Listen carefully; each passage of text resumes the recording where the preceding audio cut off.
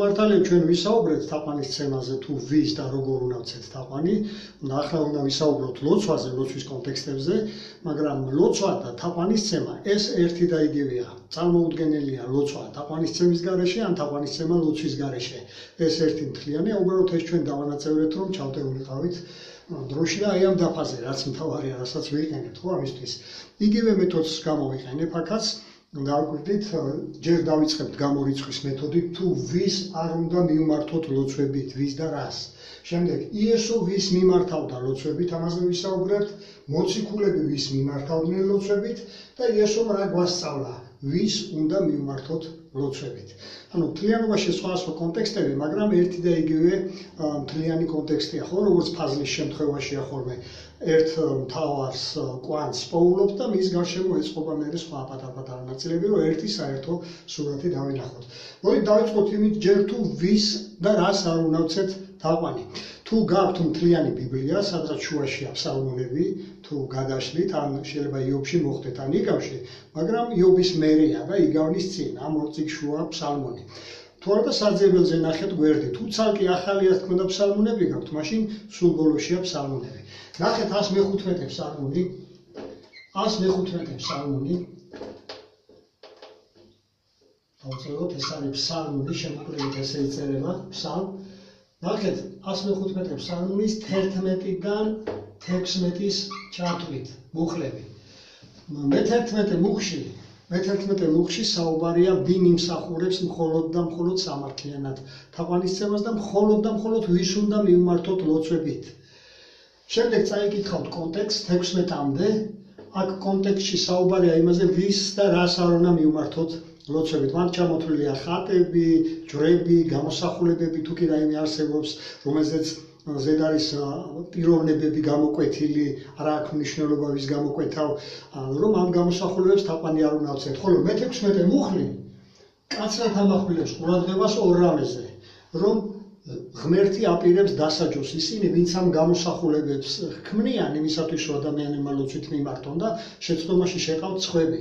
მათაც დაჯისო და დაჯის იმათაც, ვინც ამ გამოსახულებებს მიმართავენ ლოცვით. 115 ფსალმუნის 11-დან 16. ასევე იგივე ფსალმუნებში შეგიძლიათ ნახოთ თქვენ 96 ფსალმუნია, 96 ფსალმუნი, იგივე ფსალმუნი 2-დან 9-ის ჩათვლით. 2-დან 9-ის ჩათვლით. მაგრამ ყურადღება მიაქციეთ განსაკუთრებით მე-7 მუხლს. იგივე აზრია აქაც, რაც მე-16 მუხში. აი, იგივე მნიშვნელოვან დეტალებზე ამახვილებს ყურადღებას ეს ფსალმუნები. კიდევ ვის არ უნდა მივმართოთ ლოცვებით. როგორ ფიქრობთ, იესოს უნდა მიმართავდეთ ლოცვებით? არაჯობია რომ თვითონ იესოს მოусმინოთ, ვიდრე გუშინ წინ მაგალითად გამოჩეკილ სასულიერო პირს ან გუშინ შემდგარ მღვდელს, რას გეტყვიან. თვითონ იესოს მოусმინეთ. მისი მოსმენა შეიძლება სახარებებიდან. ნახეთ მათეს სახარება მათესი. ეს არის პირველივე სახარება ახალ აღთქმაში. ნახეთ მე-7 თავი. და ამ თავში ნახეთ 21 მუხლი. როდესაც მიმართავენ ხოლმე უფალო შეიწყალებს, არ გაინტერესებთ თვითონ იესოს პასუხი ამ ლოცვაზე? ნახეთ 21 მუხში იესო რას პასუხობს ასეთ ადამიანებს და იქვე ვისთან ამისამართებს, თვითონვე ამისამართებს იესო, ვის უნდა მიმართონ და რა უნდა გაითვალისწინონ, თუ გინდათ რომ შეწყალებული იყოთო. აი ამას მიაქციეთ ყურადღება.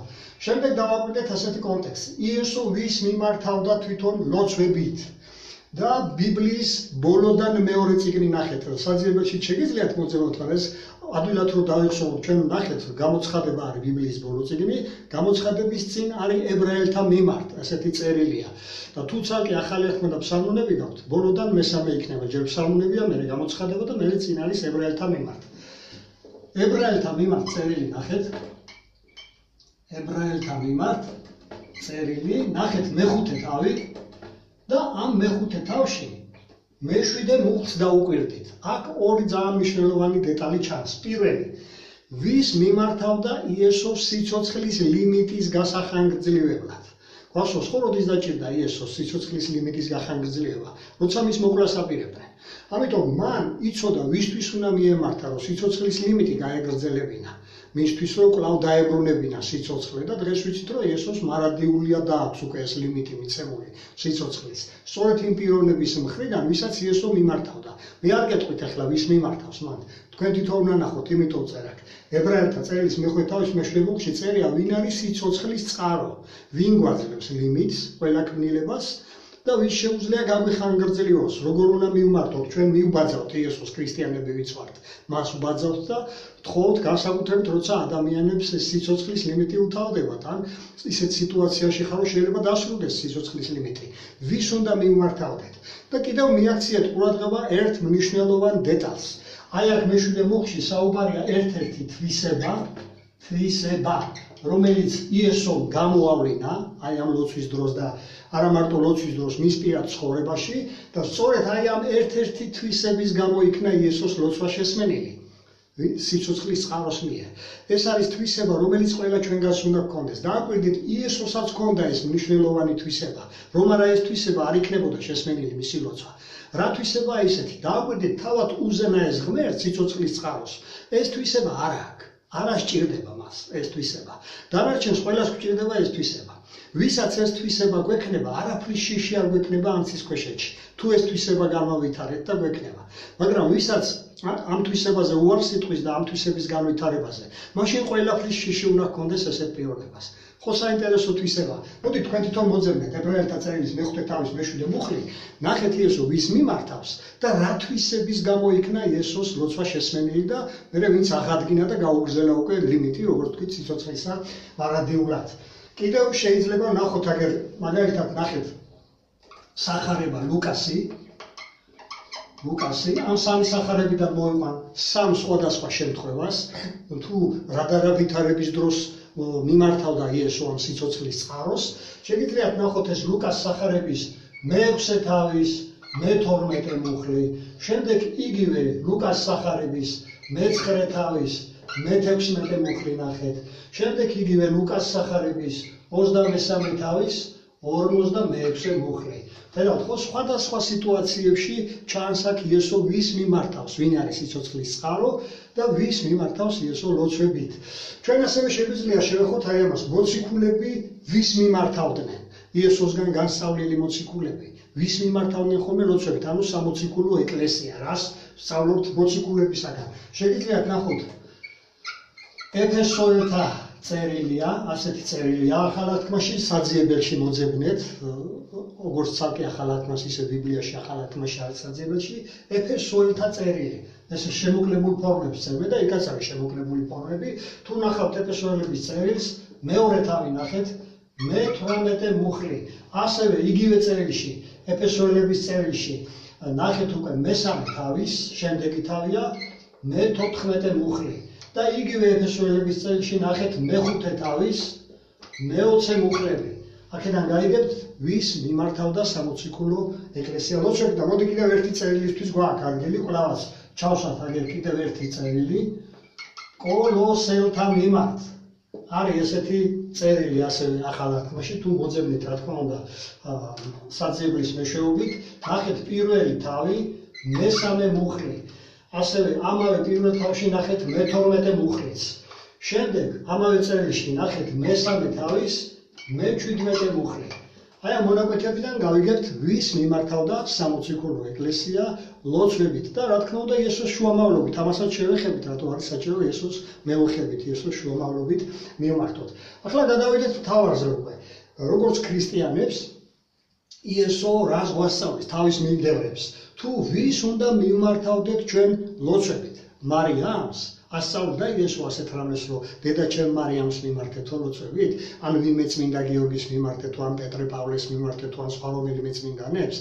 რა თქმა უნდა, ასეთი წიგნები თუ ვინმეს გაქვთ სახში, შეგიძლიათ მაკულატურაში ჩააბაროთ. ან სხვანაირად მოეპყროთ თქვენი გადასაწყვეტი, იმიტომ რომ ეს ლოცვები, რომლებსაც ამდენი საუკუნეები ადამიანები წერენ, თავიანთით იგონებენ, თუ ვის მიმართონ, ხან მარიამს, ხან პეტრეს, ხან პავლეს და ასე შემდეგ, ესეთი ლოცვები არ არის შესმენელი, არამც თუ შეუსრულდება ვინმეს, არც შესმენელი არ იქნება არავისაგან.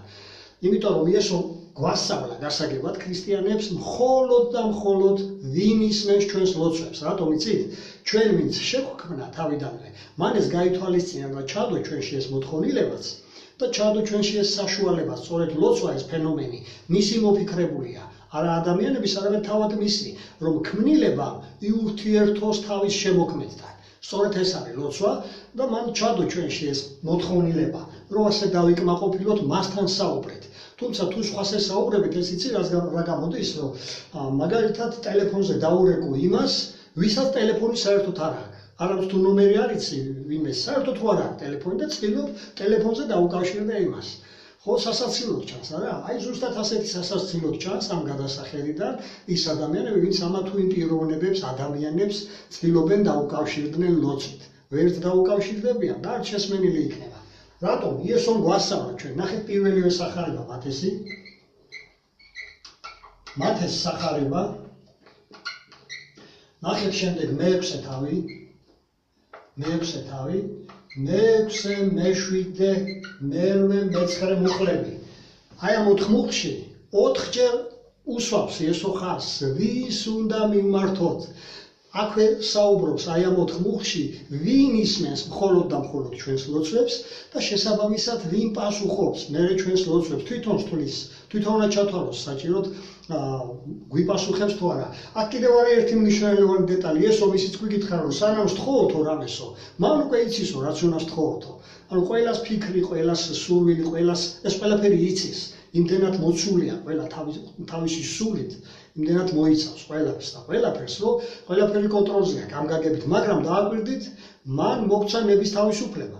ის არ ჩაერევა თუ ჩვენ პირადად ავთხოვთ რამეს. ხშირად არის ხოლმე ეშმაკი მისი მბრალდებელია და ასეთ დროს უზენაესი ღმერთი რომ ვინმეს დაეხმაროს, იგი სწორედ ესეთ საკითხებს ეძებს, რომ ბრალი დასდოს უზენაეს და ეთქვა შენ ხო ნების თავისუფლება მიეცი? რატო ერევი მის ცხოვრებაში? რატო ერევი?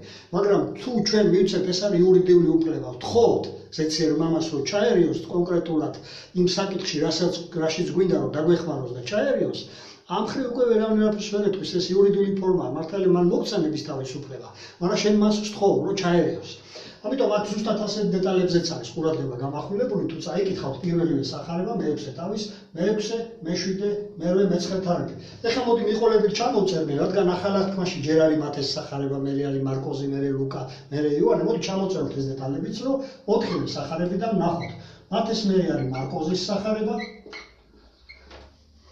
მერე არის ლუკას სახარება, მერე არის იოანეს სახარება. აი ეს 4 სახარებაა ახალ აღთქმაში. 4-ვეში ავიღოთ ეს ლოცვის დეტალები. რა გვასწავლის იესო ქრისტე, ჩვენი წინამძღოლი.